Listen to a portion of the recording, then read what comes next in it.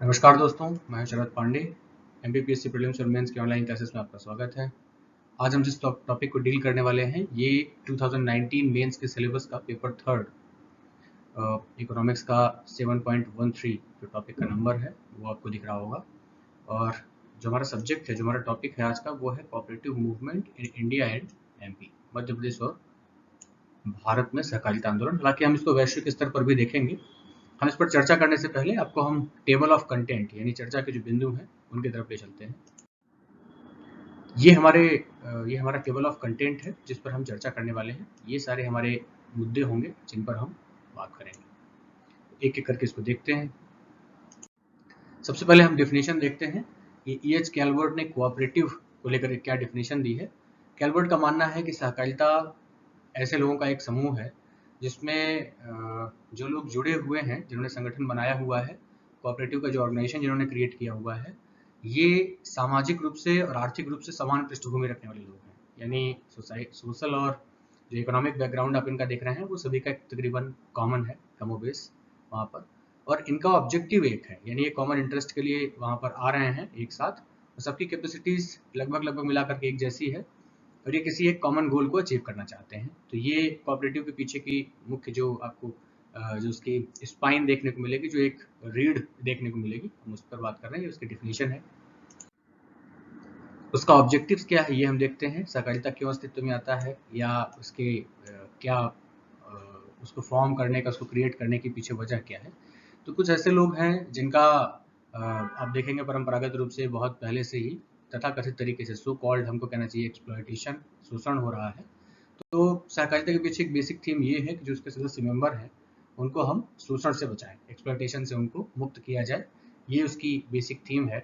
उनको आत्मनिर्भर बनाया जाए, सेल्फ सफिशिएंट बनाया जाए उन्हें, उनके बीच में म्यूचुअल कॉपरेशन हो और एक त्याग की भावना कहने का सिंपल सा मतलब यहाँ पर ये है कि उनके पास में जो भी रिसोर्सेस हैं वो उसको पूल करें, एक जगह पर इकट्ठा करें अपने संसाधनों को और मिल करके काम कर पाएँ वहाँ पर। पूंजीवाद की बुराइयों को दूर करना, यानी कैपिटलिज्म जो एक आइडियोलॉजी है, आप देखेंगे वर्ल्ड हिस्ट्री में आपने पढ़ा होगा या विश्व इतिहास में आप देखेंगे इसको। तो पूंजीवाद की जो बुराइयां हैं जिससे किसान और मजदूर वर्ग जो है, जो सोसाइटी का सबसे निचला तबका है, उसका जो शोषण बढ़ता है उसको दूर करने की कोशिश की जा रही है वहाँ पे। कोऑपरेटिव के पीछे का जो उद्देश्य आप देख रहे हैं इसको हम एक इस तरीके से भी समझें कि ये पूंजीवाद और समाजवाद दोनों के बीच का एक मध्यम मार्ग है।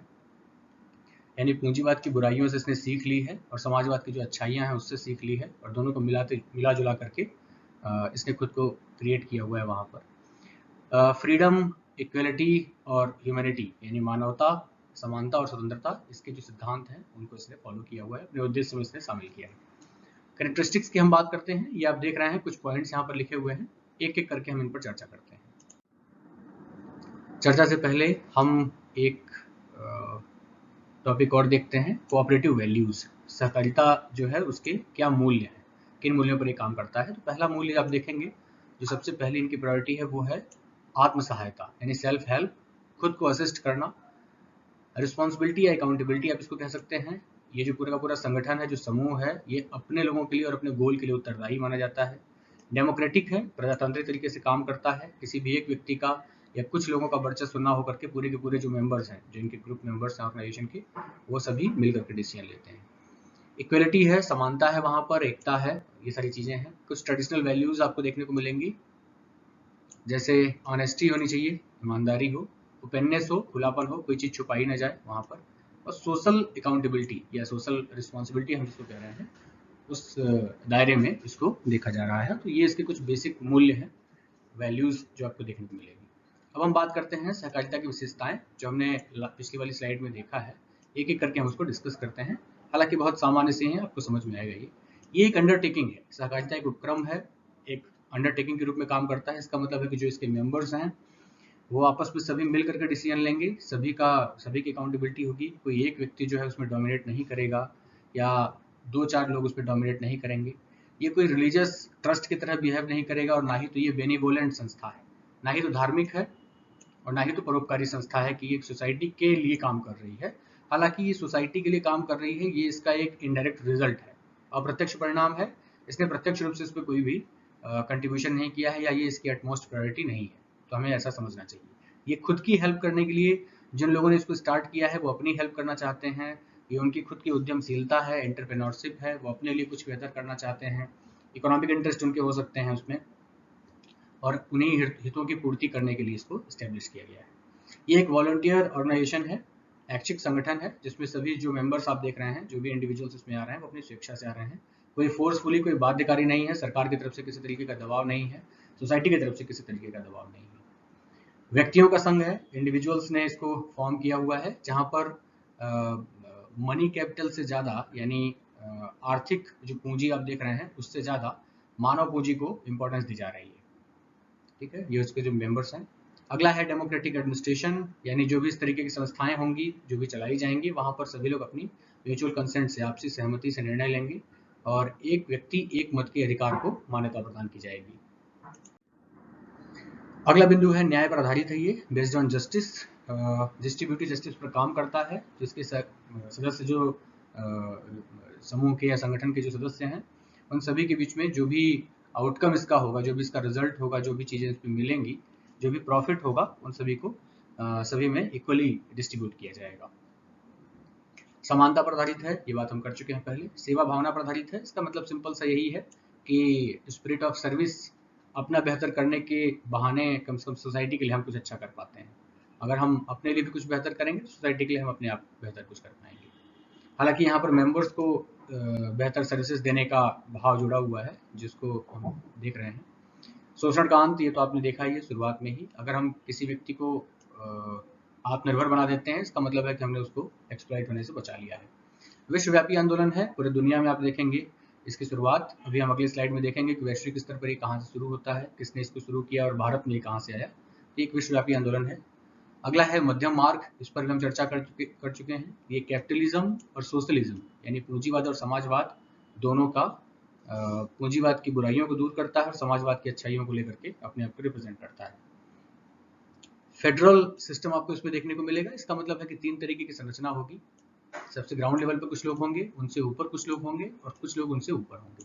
और ये व्यवस्था ऐसी है जहां पर सबसे निचला जो तबका आप देख रहे हैं ये कुछ काम करता है, देन इसके बाद ऊपर के लोग इसके ऊपर कमांड करते हैं और सबसे ऊपर के लोग। तो एक तरीके का लोकतांत्रिक विकेंद्रीकरण जिसको हम कहते हैं, डेमोक्रेटिक डिसेंट्रलाइजेशन, वैसी व्यवस्था आपको देखने को मिलेगी। फेडरल स्ट्रक्चर हम इसको कह रहे हैं कि प्राथमिक स्तर से राष्ट्रीय स्तर तक, सबसे निचले स्तर पर, देन प्रोविंशियल या स्टेट लेवल पर, प्रांत स्तर पर, और देन इसके बाद नेशनल लेवल पर।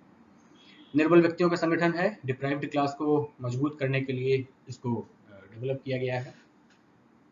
ओपन मेंबरशिप है, स्वतः संचालित है, सेल्फ रेगुलेटेड है ये, इसमें कोई बाहरी व्यक्ति का हस्तक्षेप नहीं होता। और सदस्यों का सांस्कृतिक और नैतिक उत्थान, यानी कल्चरल एंड मोरल जो अपलिफ्टमेंट आप देख रहे हैं, वैल्यूज को इस तरीके से डेवलप वहाँ पर किया जा रहा है या इवॉल्व किया जा रहा है जैसे सोसाइटी में कुछ बेहतर वैल्यूज को हम बढ़ावा दे पाए। तो ये कुछ उसके फीचर्स या कैरेक्टरिस्टिक्स हैं सहकारिता की। देखिए ये उसके 7 मेन प्रिंसिपल्स हैं, ये जो सिद्धांत है हम उसकी बात कर रहे हैं। मूल्य और विशेषताओं पर हमने चर्चा कर ली है पहले ही, और ये जो सिद्धांत आप देख रहे हैं इन पर भी हमने कमोबेश चर्चा की हुई, पर तब भी मैं आपको एक बार इसको पढ़ के दिखाता हूँ। ओपन एंड वॉलंटियर मेंबरशिप है इनकी, यानी स्वैच्छिक सदस्यता ग्रहण कर सकते हैं, कोई बाध्यकारी नहीं है, ओपननेस होनी चाहिए। डेमोक्रेटिक तरीके से कंट्रोल होना चाहिए मेंबर्स के ऊपर। सदस्यों की आर्थिक भागीदारी होनी चाहिए, इकोनॉमिक पार्टिसिपेशन हो, कोई ऐसा व्यक्ति ना हो जो कि उसमें केवल और केवल मेंबर है लेकिन वो कोई कंट्रीब्यूशन नहीं करता। अगर ऐसा है तो फिर उसकी जो मेंबरशिप हो केवल नॉमिनल है, नाम मात्र के लिए है और उसका कोई वर्चस्व नहीं है, उसका कोई बहुत सिग्निफिकेंस देखने को नहीं मिलेगा। ऑटोनॉमी होनी चाहिए और फ्रीडम आपको देखनी चाहिए, वहाँ पर स्वायत्तता होनी चाहिए कि ये लोग जिस चीज़ का चुनाव करना चाहते हैं, जिस एंटरप्रेन्योरशिप के सेक्टर पे ये अपने आप को इंट्रोड्यूस करना चाहते हैं, वहाँ पर इनको जाने का मौका मिलना चाहिए। फ्रीडम होनी चाहिए कि जिस क्षेत्र में काम करना चाहते हैं वहाँ पर काम कर पाएँ। एजुकेशन, ट्रेनिंग और इन्फॉर्मेशन, या इंफॉर्मेशन, एजुकेशन और कम्युनिकेशन जो आप देख रहे हैं, संसूचना जिसको हम कह रहे हैं, इसका प्रचार प्रसार होना चाहिए वहाँ पर, और ताकि अधिक से अधिक लोग इसके बारे में जान पाएँ और इनका जो भी प्रोडक्ट है, जिस भी क्षेत्र में लोग काम कर रहे हैं, वो प्रॉपर तरीके से काम कर पाए। म्यूचुअल कोऑपरेशन होना चाहिए, परस्पर सहयोग आपस में, और समुदाय के प्रति निष्ठा होना चाहिए, यानी सोसाइटी को लेकर के इनका कुछ कंसर्न होना चाहिए, दिखे कि हाँ हम किसी चीज़ के लिए रिस्पॉन्सिबल हैं। इसके आगे हम चलते हैं, हम देखते हैं कि वैश्विक स्तर पर इसकी शुरुआत कैसे देखने को मिलेगी। तो ये सहकारिता के प्रथम चिन्ह है पूरे दुनिया में, आपको ग्लिम्स देखने को मिलेगी। हम शुरुआत करते हैं ग्रेट ब्रिटेन से। ग्रेट ब्रिटेन से इसलिए क्योंकि ये इसका बर्थ प्लेस है, ये इसकी जन्मभूमि मानी जा रही है। दोस्तों, आपने फर्स्ट पेपर में मेंस के वर्ल्ड हिस्ट्री में आपने देखा होगा, वहाँ पर रेनेसा का एक टॉपिक है पुनर्जागरण, एज ऑफ एनलाइटमेंट जिसको हम कह रहे हैं, और औद्योगिक क्रांति आपने देखा होगा, इंडस्ट्रियल रेवोल्यूशन का एक टॉपिक है वहाँ पर, कैपिटलिज्म का एक टॉपिक भी आपने देखा होगा वहीं पर है। ठीक है, उन सभी के साथ में आपको एक व्यक्ति का नाम देखने को मिलेगा, रॉबर्ट ओवन, ब्रिटेन में, जिनको हम फादर ऑफ कोऑपरेटिव मूवमेंट कहते हैं वैश्विक स्तर पर, ब्रिटेन से जिन्होंने इसको शुरुआत की है। अभी हम और डिटेल में इसको देखते हैं, लेकिन ये फर्स्ट लेवल पे है। ये पहली चीज है जिसको आपको समझना चाहिए कि वैश्विक स्तर पर अगर आपको कोऑपरेटिव देखने को मिले तो वो द ग्रेट ब्रिटेन से स्टार्ट हो रहा है। सेकेंड नंबर पे जिसने एक्सपेरिमेंटल, ये जो थ्योरीज आप देख रहे हैं, जो प्रिंसिपल्स आप देख रहे हैं कोऑपरेटिव के, उसको लागू करने वाला जो पहला देश है पूरे दुनिया में, वो आपको मिलेगा जर्मनी। और जर्मनी में दो लीडर हैं इनके बड़े फेमस सोशल रिफॉर्मर, पहले हैं फ्रेडरिक रेफिसन और दूसरे हैं हर फ्रांस सुलजे। और इन दोनों ने अलग अलग लेवल पे कोऑपरेटिव सोसाइटीज को वहाँ पर डेवलप किया है। जर्मनी का मॉडल हमारे लिए इसलिए बहुत इंपॉर्टेंट है क्योंकि इंडिया में जो कोऑपरेटिव का स्ट्रक्चर आप देख रहे हैं, जो उसके पीछे की जो फिलॉसफी आप देख रहे हैं, वो फ्रेडरिक रेफिसन का जो मॉडल आप देख रहे हैं इसी से इंस्पायर्ड है। हम आगे इस पर चर्चा करेंगे। थर्ड लेवल पे आप देख रहे हैं जापान को। जापान सेकेंड वर्ल्ड वॉर के बाद बहुत बुरी स्थिति में था, बहुत बदतर हालात में चला गया था, न्यूक्लियर अटैक हुआ था उसके ऊपर। लेकिन आज के जापान को जो आप देख रहे हैं, वो अपनी जो महाशक्ति के लिए जाना जाता है, जो अपनी द ग्रेट पावर के लिए जाना जा रहा है, उसके पीछे भी कहीं ना कहीं कोऑपरेटिव मूवमेंट वहाँ रिस्पॉन्सिबल रहा है। 3 फेजेस में रहा है, नेशनल लेवल पे, प्रोविंशियल लेवल जो है उनका, स्टेट लेवल जिसको हम प्री फ्रैक्चरल स्ट्रक्चर कहते हैं, और सबसे जो लास्ट का लेवल आपको देखने को मिलेगा जो ग्राउंड लेवल है, वहाँ पर आपको प्राइमरी एग्रीकल्चरल कोऑपरेटिव सोसाइटी के रूप में देखने को मिलेगा। डेनमार्क एक ऐसा देश जहाँ पर इंडस्ट्रीज बहुत ज़्यादा नहीं है, लेकिन फिर भी उसने अपने आप को एग्रीकल्चरल एग्रो बेस्ड जो उसकी इकोनॉमी है, जो उसकी अर्थव्यवस्था है, उसको एम्पावर करने के लिए उसने पूरे तरीके से एग्रो प्रोडक्ट को ही अपना उपकरण बनाया है, अपना टूल बनाया है। और 1882 के बाद से आप देखेंगे उसके यहाँ यूरोप में सबसे बड़े जो मिल्क कोऑपरेटिव मूवमेंट चल रहा है, ये उसकी देन है। और ये दुनिया के लीडिंग कंट्रीज में है जो मिल्क और डेयरी जो प्रोडक्ट्स हैं या एग्रो बेस्ड जो प्रोडक्ट्स हैं उनका एक्सपोर्ट करता है। लास्ट में है इसराइल। इसराइल जनरली तो अपनी वॉरफेयर टेक्निक्स के लिए जाना जाता है, उसको एक डेवलप्ड कंट्रीज के रूप में हम जिस तरीके से देख रहे हैं। उसके पीछे उसकी सैन्य शक्ति नहीं है, बल्कि उसके पीछे जो आपको चीज़ देखने को मिलेगी वो है उसकी जो 3 टियर, ये जो उसके लेबरर्स, उसके श्रमिकों ने जो कृषि सहकारिता डेवलप की है, एग्रीकल्चरल कोऑपरेटिव जो इंस्टीट्यूशंस डेवलप किए हैं 3 तरीके के, ये उसके लिए मेनली रिस्पॉन्सिबल है। जिसमें फर्स्ट लेवल पे है किबूट्स, मुस्यो ओडिन है सेकेंड नंबर पे, मुसो सिटोकी है थर्ड नंबर पे। इसराइल पर कभी अगर आपको ऐसे लिखने का मौका मिले या इंटरनेशनल रिलेशनशिप या कभी कुछ ऐसी चीज़ें जहाँ पर आपको कभी इसको कोट करने का मौका मिले, तो आपको लिखना चाहिए कि इसराइल में जो किबूट्स है, ये जो मॉडल आप देख रहे हैं, ये उसको एम्पावर करने के लिए सबसे रिस्पॉन्सिबल है, सबसे फेमस। तो ये वैश्विक स्तर का है, एक ब्रीफ है, हम थोड़ा सा इसको और डिस्कस करते हैं, देन हम इंडिया के लेवल पे चलते हैं। ये रॉबर्ट ओवन है, जिनको हमने फादर ऑफ कोऑपरेटिव मूवमेंट कहा है, ब्रिटेन में जिन्होंने इसको शुरू किया था। ये देखिए द ग्रेट ब्रिटेन में हम इसको देख रहे हैं। वहाँ पर टॉपिक कैसे आगे की तरफ बढ़ेगा उसको हम देखते हैं कि कैपिटलिज्म की शुरुआत होती है, उसकी एक बुराई है, उस बुराई को हमने कहा औद्योगिक क्रांति। औद्योगिक क्रांति के कुछ बुरे परिणाम देखने को मिले। जो एडवर्स इफेक्ट था वो था किसान और मजदूरों का शोषण, एक्सप्लॉयटेशन हुआ इनका, और इसके रिएक्शन में, इसके प्रतिकार स्वरूप आपको देखने को मिलेगा सहकारिता आंदोलन ब्रिटेन में। और जो सोशल रिफॉर्मर हैं रॉबर्ट ओवन, इन्होंने इसकी शुरुआत की। ईयर है 1844 और इन्होंने एक सिटी है रॉकडेल, जहाँ पर इन्होंने रॉकडेल पायनियर्स, जो स्टिच करने वाले लोग हैं, जुलाहे जो कपड़े बुनते हैं, बुनकर, ये उनका एक समूह है जिसको कंज्यूमरिज्म को बढ़ावा देने के लिए सहकारी उपभोक्ता भंडार के रूप में इन्होंने इसको वहाँ पर इवॉल्व किया है। ये दुनिया का पहला सहकारी संगठन है, इसको आपको ध्यान रखना चाहिए। और इसने किया क्या है, इसने किस सेक्टर में काम किया है, तो तो इसने लोगों को एकोमोडेशन या उनको हाउसिंग के लिए आप देख रहे हैं आवास हेतु सहकारी ग्राम योजना यानी कोऑपरेटिव विलेज स्कीम, इसको इंट्रोड्यूस किया गया और सक्सेसफुली ये अप्लाई हुआ। तो ये है द ग्रेट ब्रिटेन के लेवल पे। ये सूलजे मॉडल और फ्रेडरिक रेफिसन का जो मॉडल है जर्मनी का, ये वो दिया हुआ है। थोड़ी सी इसका बैकग्राउंड दिया हुआ है। रेफिसन मॉडल क्यों फेमस है इस पर हम चर्चा करें, इसको आपको पढ़ना चाहिए एक बार। सूलजे मॉडल को आपको पढ़ना चाहिए, रेफिसन मॉडल की चर्चा करते हैं क्योंकि इंडिया के लिए इंपॉर्टेंट है ये। FW रेफिसन ने जर्मनी के ग्रामीण क्षेत्रों में इसको डेवलप किया हुआ है। ये इसीलिए इंडिया के लिए बहुत इंपॉर्टेंट है और मध्य प्रदेश के लिए बहुत इंपॉर्टेंट है क्योंकि हमारे यहाँ मोस्ट ऑफ जो आप पॉपुलेशन देख रहे हैं, हमारा एक बड़ा हिस्सा जो है वो ग्रामीण क्षेत्र का है, रूरल इकोनॉमी रखता है वहाँ पर, इसलिए इसकी सक्सेस की रेट ज़्यादा है। अब कोऑपरेटिव मूवमेंट को हम इंडिया के लेवल पे देखते हैं। भारत के स्तर पर हम आज़ादी से पहले का जो फेज़ है उसको हम 5 फेज़ में कैटेगराइज करके देख रहे हैं, 5 चरणों में। ये उसके 5 फेज़ हैं।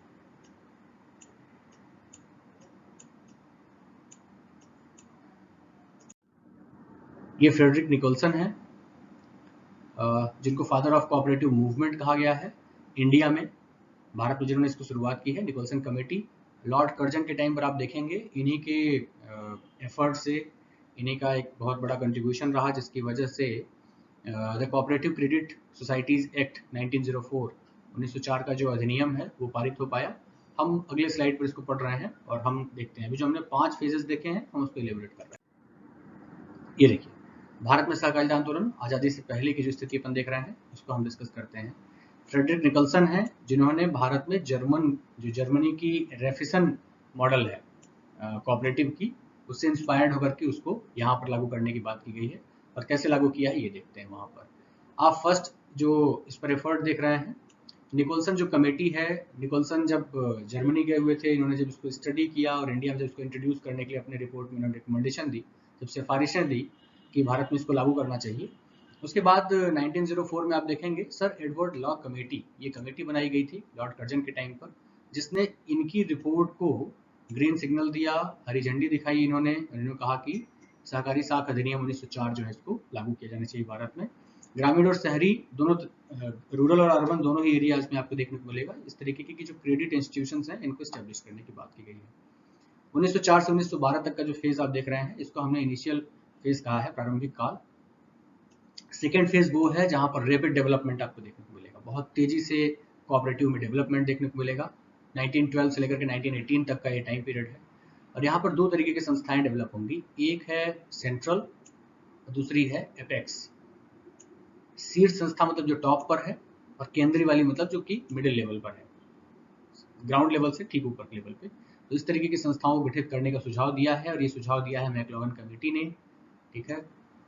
थर्ड है ईयर 1918 से लेकर के 1929 तक का, ये अनप्लान्ड तरीके का एक्सटेंशन आपको देखने को मिलेगा, अनियोजित विस्तार काल, मतलब प्लानिंग तो नहीं की गई है लेकिन ये बहुत ही जबरदस्त तरीके से डेवलप किया इसने खुद को।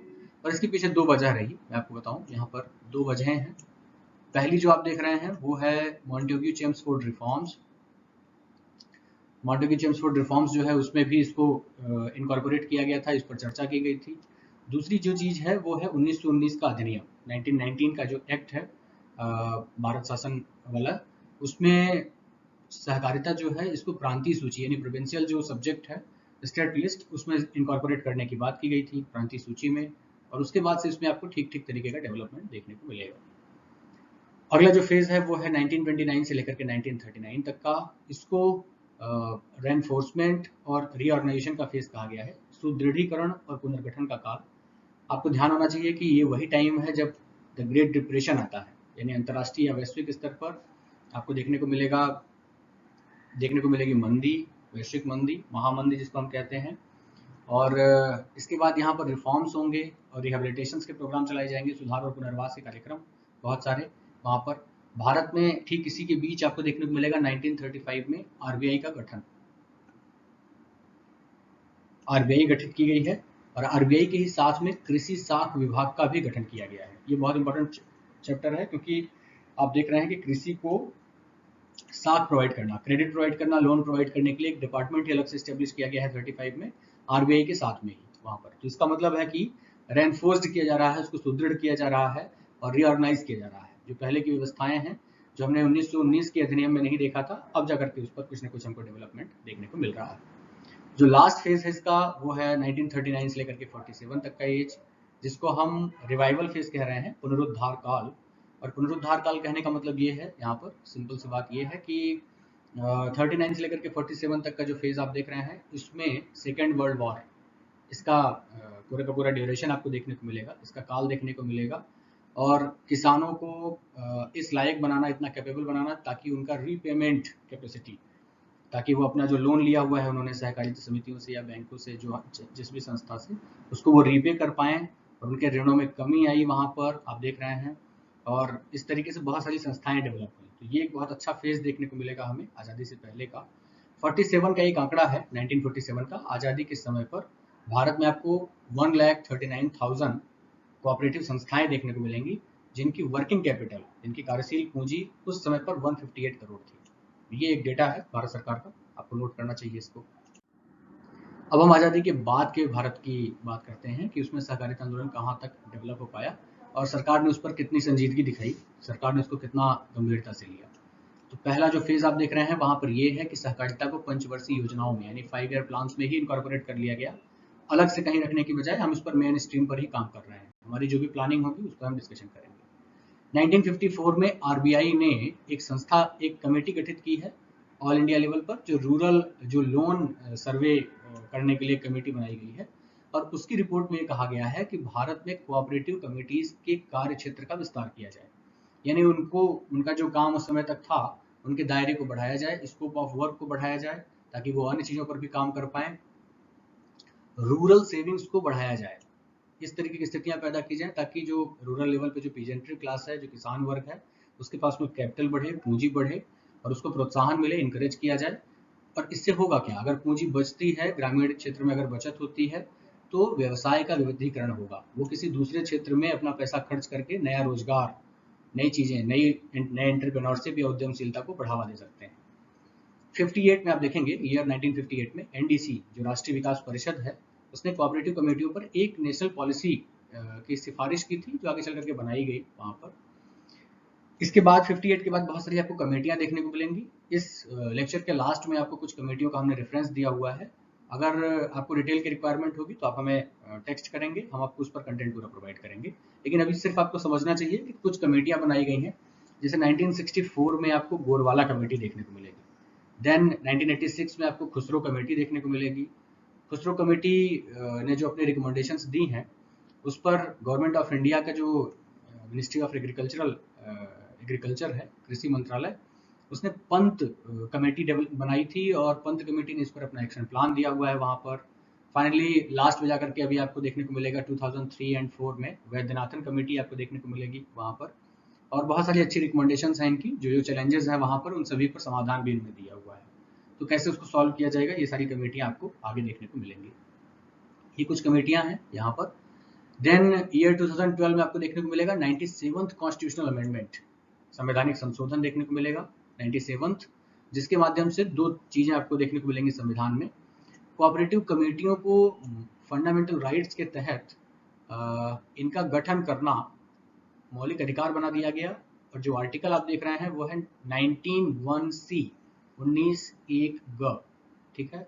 और डीपीएसपी जो है, जो राज्य के नीति निर्देशक सिद्धांत हैं, वहां पर भी आर्टिकल 43B, इसके तहत इसको इनकॉर्पोरेट कर दिया गया है।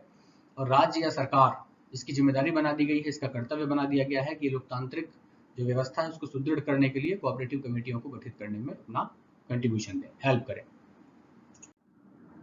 ये जो इंडिया का सबसे फेमस कोऑपरेटिव का एग्जांपल आप देख रहे हैं, अमूल, ये है यहाँ पे। और अमूल कैसे काम करता है मैं इसे बताने की कोशिश कर रहा हूँ थोड़ा सा। आप देख रहे हैं सबसे ग्राउंड लेवल पे आपको देखने को मिल रहा है मिल्क प्रोड्यूसर, यानी फार्मर। आप देख रहे हैं मिल्क का प्रोडक्शन किया गया है ग्रामीण लेवल पे। हर एक यूनिट ने, हर एक घर ने, हाउस होल्ड जो आपको एक्टिविटीज देखने को मिल रही है, वहाँ पर मिल्क प्रोडक्शन किया गया है। उसको विलेज डेयरी कॉर्पोरेशन के तहत आप देख रहे हैं, ये सारे लोग वहाँ पर जाकर के इसको कलेक्ट करते हैं इस सेंटर पे। देन इसके बाद इसको और ऊपर के लेवल पे ले जाया जाता है, जहाँ पर है डिस्ट्रिक्ट यूनियन। डिस्ट्रिक्ट यूनियन में आपको एक प्लांट देखने को मिल रहा है। ये प्लांट इस इकट्ठा किए गए मिल्क को, ये जो कलेक्टेड मिल्क है, इसको उसने प्रोसेस्ड किया है, पॉस्चराइज्ड किया है, और पॉस्चराइज्ड करने के बाद इसने इसको ऊपर रखा है state corporation milk marketing federation को इसको प्रोवाइड किया गया है यहाँ पर, और यहाँ के बाद ये फाइनली जाएगा कंज्यूमर क्लास के पास, यहाँ तक इसको डिलीवर कर दिया जाएगा। तो ये अमूल की व्यवस्था है, ये किस तरीके से काम कर रही है ये आप समझ पाएंगे। और इसी को हमने जब हम इसकी विशेषताएं पढ़ रहे थे, इसका जब हम कैरेक्टरिस्टिक्स देख रहे थे कोऑपरेटिव का, तो हमने इसी को कहा था फेडरल स्ट्रक्चर, कि सबसे नीचे कुछ लोग काम कर रहे हैं, फिर उनके ऊपर कुछ लोग काम कर रहे हैं, और ये सभी एक दूसरे से कोऑपरेशन जो समन्वय और सहयोग है वो आप देखेंगे इस पर कैसे काम कर रहा है। नाबार्ड इस पर क्या रोल प्ले करता है या आरबीआई क्या रोल प्ले करता है। आप देख रहे थे कि 1935 के एक्ट में आरबीआई के साथ में ही एक एग्रीकल्चरल क्रेडिट डिपार्टमेंट एस्टेब्लिश किया गया था, कृषि साख विभाग। आगे चलकर के आज़ादी के बाद 12 जुलाई 1982 को नाबार्ड का गठन किया गया, और नाबार्ड जो आप देख रहे हैं वो आरबीआई के पास में जो कोऑपरेटिव के काम थे उन पूरे के पूरे कामों को इसको सौंप दिया गया है, इस संस्था को सौंप दिया गया वहाँ पे। और नाबार्ड क्या क्या काम करता है हम उस पर एक चर्चा करते हैं, एक ब्रीफ डिस्कशन। ये फाइनेंसिंग का प्रोविजन करता है, यानी अगर कोऑपरेटिव संस्थाओं को वित्त की आवश्यकता है तो ये उनको प्रदान करेगा। दूसरा है कोऑपरेटिव ऋण संरचना का निर्माण करेगा, कोऑपरेटिव जो क्रेडिट स्ट्रक्चर है इसको बिल्डअप किया जाएगा। 3 तरीके के लोन स्ट्रक्चर होते हैं, शॉर्ट टर्म, मिड टर्म और लॉन्ग टर्म। इनको कैसे अरेंज करेंगे ये देखा जाएगा। अभी हम अगली स्लाइड में मध्य प्रदेश के रिगार्ड में जब देखेंगे तो वहाँ पर आप इसको ज़्यादा बेहतर समझ पाएंगे। फिर अगला है केवल एग्रीकल्चर के लिए नहीं बल्कि नॉन एग्रीकल्चरल फाइनेंस कैसे प्रोवाइड किया जाएगा, किन किन क्षेत्रों में प्रोवाइड किया जाएगा, ये भी नाबार्ड देखता है, ठीक है। और शॉर्ट टर्म फाइनेंस किन किन क्षेत्रों के लिए दिया जाएगा वो आप देखेंगे। जैसे आप देख रहे हैं यहाँ पर कुटीर और लघु उद्योग यानी cottage and small scale industries जो आप देख रहे हैं, हैंडलूम वेवर्स, बुनकर वगैरह जो हैं इनको प्रोवाइड किया जाता है वहाँ पर। या फर्टिलाइजर्स की खरीद और वितरण के लिए, उनके डिस्ट्रीब्यूशन और परचेज के लिए, इसके लिए भी कुछ कमेटियाँ बनाई जाती हैं। ये कैसे काम करता है। नाबार्ड इसलिए भी इम्पोर्टेंट है क्योंकि हर साल के बजट में आप देखते हैं सरकार की तरफ से जो लोन प्रोवाइड किए जाते हैं उसमें एक चीज़ होती है, एक डेटा आता है बहुत स्पेसिफिक, प्रायोरिटी सेक्टर लैंडिंग, प्राथमिक उधार क्षेत्र। तो किन किन क्षेत्रों को हम किस तरीके से लोन आवंटित करेंगे, इसके लिए बैंकों को गाइडलाइंस जारी होती हैं। अगर बैंक साल भर में अपना वो लोन किसी जो पर्टिकुलर जिस क्षेत्र के लिए उनको कहा गया है, अगर वहाँ पर वो प्रोवाइड नहीं कर पाते हैं तो उनको वो फंड जो कि कोऑपरेटिव संबंधित था या कृषि संबंधित था, वो नाबार्ड को वो फंड प्रोवाइड करना पड़ता है। नाबार्ड अपने चैनल के थ्रू उस पैसे को वहाँ तक प्रोवाइड कराता है क्रेडिट के लिए, साख के रूप में या लोन के लिए। मध्य प्रदेश में देखते हैं कोऑपरेटिव मूवमेंट। सबसे पहले हम बात करें तो जो मध्य प्रदेश की पहली जो सहकारी साख समिति आपको देखने को मिलेगी, फर्स्ट कोऑपरेटिव क्रेडिट सोसाइटी, ये 1905 में 20 जून 1905 में इस्टेब्लिश की गई है, और 1907 में 4 जून को जबलपुर के सिहोरा में आपको पहला सहकारी बैंक स्थापित देखने को मिलेगा। देन उसके बाद ये 3 टियर सिस्टम है जिसमें 3 तरीके से ये कैसे काम कर रहे हैं, शॉर्ट टर्म और इन सब के लिए, लोन के लिए, शॉर्ट टर्म और लॉन्ग टर्म के लिए, उसको हम देखते हैं अगले फेज में। देखिए ये भारत में सहकारी साख संस्थाओं की संरचना है, सबसे टॉप लेवल पे आप देख रहे हैं। और हम बेसिकली बात कर रहे हैं ग्रामीण साख संस्थान की, रूरल वाले की, क्योंकि सबसे ज़्यादा पॉपुलेशन या जिन जगहों पर इसकी रिक्वायरमेंट है वो यही संस्थान है। अर्बन एरियाज में हमारे पास में दूसरे फाइनेंशियल इंस्टीट्यूशंस भी हैं, वित्तीय संस्थान। तो ग्रामीण क्षेत्र में आप देखेंगे 2 हिस्सों में बटा हुआ है ये, एक शॉर्ट टर्म स्ट्रक्चर, दूसरा long term structure. Short term structure में आप देख रहे हैं ये 3 टियर स्ट्रक्चर है। टॉप पर है स्टेट कोऑपरेटिव बैंक, और मध्य प्रदेश में अगर हम इसकी बात कर रहे हैं तो ये है मध्य प्रदेश सहकारी बैंक, जिसको हमने अपेक्स बैंक कहा है, शीर्षस्थ संस्था है ये। सेकेंड है डिस्ट्रिक्ट सेंट्रल कोऑपरेटिव बैंक, जिला सहकारी केंद्रीय बैंक। और थर्ड है प्राइमरी एग्रीकल्चरल कोऑपरेटिव सोसाइटीज, प्राथमिक कृषि साख समितियां, पैक्स जिनको हम कहते हैं, ठीक है, ये आपने नाम सुना हो कभी।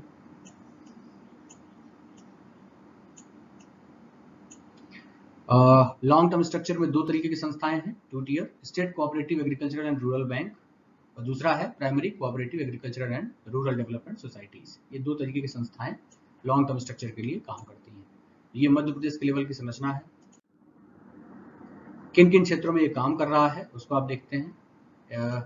एग्रीकल्चर के फील्ड में आप देखेंगे सबसे ज़्यादा तो उसी में काम हो रहा है, agriculture and allied sector, animal husbandry, dairy product, इन सभी चीज़ों पर। वित्तीय समावेशन यानी फाइनेंशियल इंक्लूजन, और इसका कहने का सिंपल सा मतलब है कि सोसाइटी का जो सबसे निचला व्यक्ति है, सबसे डाउन टोडन जो क्लास है, डिस्ट्रिक्ट वर्ग है, वंचित वर्ग है, उस तक पैसे की आपूर्ति, आर्थिक आपूर्ति होनी चाहिए। In development of deprived groups, वही वंचित वर्ग के उत्थान में काफी हद तक ये रोल प्ले करेगा। इन डेवलपमेंट ऑफ एम्प्लॉयमेंट, रोजगार में वृद्धि करेगा। मिल्क प्रोडक्शन में इकोनॉमिक बेनिफिट्स, अगर फाइनेंशियल इंक्लूजन होता है तो नो डाउट इकोनॉमिक बेनिफिट्स होगा, रोजगार प्राप्त होगा लोगों को। सोशल बेनिफिट्स, अगर आर्थिक स्थितियां मजबूत होती हैं तो लोगों की सामाजिक हैसियत भी अच्छी होगी। उनकी राजनीतिक जागरूकता, यानी जो पॉलिटिकल उनके जो फंडामेंटल राइट्स हैं, जो अन्य जो चीज़ें हैं उनको क्या मिलना चाहिए, जस्टिस होना चाहिए उनके साथ में, बहुत सारी चीज़ें, तो ये सारी चीज़ें उनकी क्लियर होंगी और ये बेनिफिट्स उनको मिलेंगे वहाँ पर। जो लास्ट में चीज़ दी हुई सबसे इंपॉर्टेंट चीज़ तो ये है, आपको ध्यान रखना चाहिए, Madhya Pradesh cooperative society act 1960 का है ये। 20 अप्रैल 1961 को राष्ट्रपति के द्वारा इसको अनुमोदित किया गया था। और अगर 3 मार्क्स के क्वेश्चन में कोई डेफिनेशन पूछी जाती है आपसे, तो आपको ध्यान रखना चाहिए कि Madhya Pradesh cooperative society act का जो सेक्शन 2 है, धारा 2, उसमें परिभाषाएं दी हुई हैं, डेफिनेशंस दी हुई हैं। आप उसके बिहाफ से ही किसी भी चीज़ की डेफिनेशन देंगे। उसमें बहुत सारी चीज़ों की बात की गई है, कैसे संस्था काम करती है, कैसे विभाग काम करता है। सहकारिता का जो विभाग आप देख रहे हैं, वहाँ की तरफ से आपको बहुत सारे जो ब्यूरोक्रेट्स देखने को मिलेंगे, जो बहुत सारे अधिकारी वर्ग देखने को मिलेंगे, वो लोग भी, और अन्य जो निचले स्तर पर जो काम करने वाले लोग हैं, जिला स्तर पर या जो अन्य जो संस्थाएं होंगी, उनके साथ में मिलकर कैसे काम करता है, उसका भी डिस्कशन दिया हुआ है वहाँ पे। चैलेंजेस क्या है इसको थोड़ा सा देखते हैं, मध्य प्रदेश के लेवल पे भी देखते हैं। पहला तो इसकी जो डिपेंडेंसी है फाइनेंशियल और एडमिनिस्ट्रेशन, इन दोनों को लेकर के सरकार के ऊपर ये डिपेंडेंट रहती है, इसलिए सबसे कमजोर संस्था के रूप में मानी जा रही है।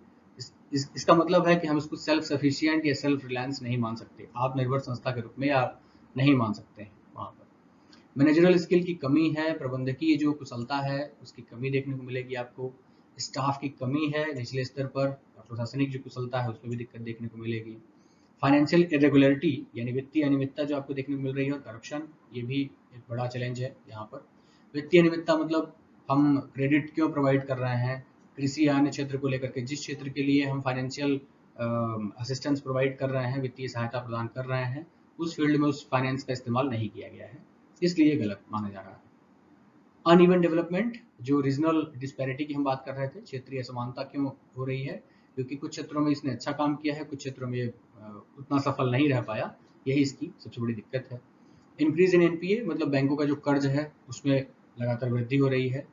Lack of technical skills, digitalisation और कंप्यूटराइजेशन, इसका अभाव है बहुत हद तक, इसलिए इन पर प्रॉपर मॉनिटरिंग भी नहीं हो पा रही है, यही सारी दिक्कतें इस पर देखने को मिलेंगी।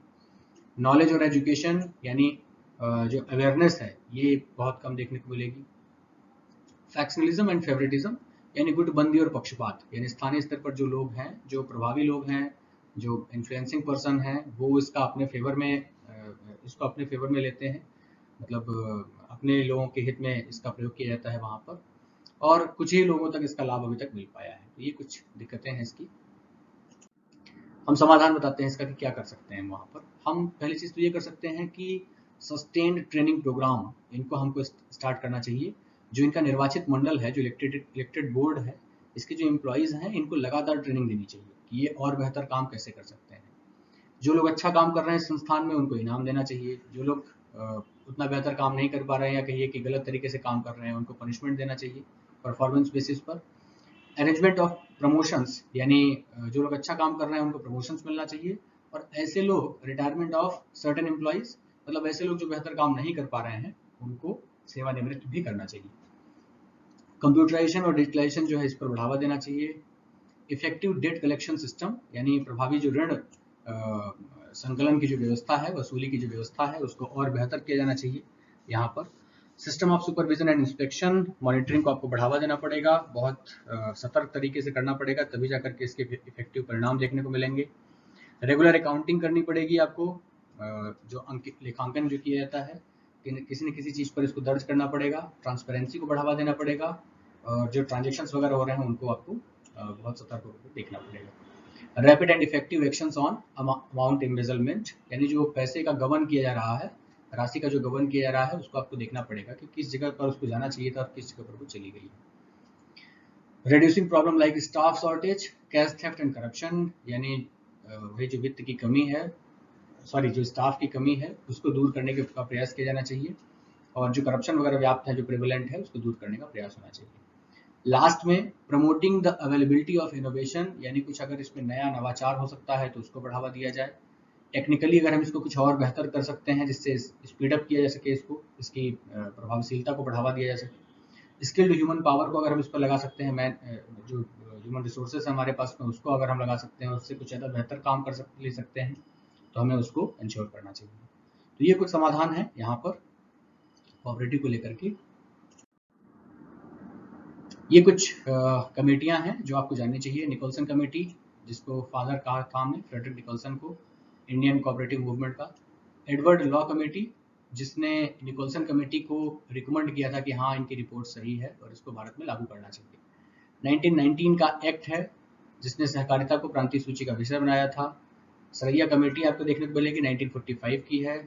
गोरवाला कमेटी है 64 की। खुसरो कमेटी है 86 की। पंत कमेटी, जिसने खुसरो कमेटी के एक्शन प्लान को लागू करने की बात की है, तो ये भी एक बहुत इंपॉर्टेंट मुद्दा है। वैद्यनाथन कमेटी है 2003 एंड 4 की। अब आपको सिर्फ इनके नाम नोट करने चाहिए। अगर आप इनके बारे में जानना चाहते हैं तो आप हमें टेक्स्ट करेंगे, हम आपको इनके बारे में कंटेंट भी प्रोवाइड करेंगे। But this is too much. ये कुछ ऐसे संस्थान हैं जो कोऑपरेटिव के एग्जांपल्स माने जाते हैं। इंडिया में सबसे फेमस इफ्को आपको देखने को मिल रहा है, जो एग्रीकल्चर के फील्ड में काम करता है। लिज्जत पापड़ आप देख ही रहे हैं। नाफेड है, एग्रीकल्चरल कोऑपरेटिव मार्केटिंग फेडरेशन। इसी से मिलता जुलता आपको मध्य प्रदेश में मार्कफेड देखने को मिलेगा। ये ट्राइबल फेडरेशन को लेकर के ट्राइफेड। ये कुछ संस्थाएं हैं, आपको एग्जाम्पल में नोट करना चाहिए अमूल के साथ। ये मेरी टीम है जो आप तक इन सभी चीज़ों को लेकर के आ रही है। इसमें दिव्या हैं जो कोऑपरेटिव डिपार्टमेंट में ऑफिसर हैं, और उनकी सबसे बड़ी हेल्प रही आप तक जो भी कंटेंट पहुंचा है वो मध्य प्रदेश सरकार की तरफ से हमने जो प्रोवाइड किया है, वो उसके लिए कंट्रीब्यूशन है इनका। उदय, निशा, रवि और संदीप ये सब मेरे साथ में रहे, और इन्होंने पूरा का पूरा जो भी कंटेंट आप तक पहुंच पाया उसमें इनका सबसे बड़ा रोल रहा। रेफरेंस में आपको देना चाहिए मध्य प्रदेश का कोऑपरेटिव सोसाइटी का जो एक्ट है 1960 का। कोऑपरेटिव डिपार्टमेंट की वेबसाइट पर बहुत सारी चीज़ें ऐसी पड़ी हुई हैं, आपको वहाँ से देखना चाहिए। और रिलेटेड पोर्टल्स जो हैं हमने वहाँ से भी कुछ चीज़ें उठाई हुई हैं। Thank you, thanks a lot. आपके सवाल और सुझाव आप हमें इसी के साथ में पोस्ट कर सकते हैं, कमेंट बॉक्स पर आप हमें दे सकते हैं वहाँ पे। इसी के साथ कुछ ऐसी चीज़ें जिसे हम अगला टॉपिक क्या लेने वाले हैं उस पर भी हम आपको कुछ चीज़ें मेंशन करने वाले हैं, और जल्दी ही आपसे मिलते हैं वहाँ पर। तब तक के लिए थैंक्स अ लॉट।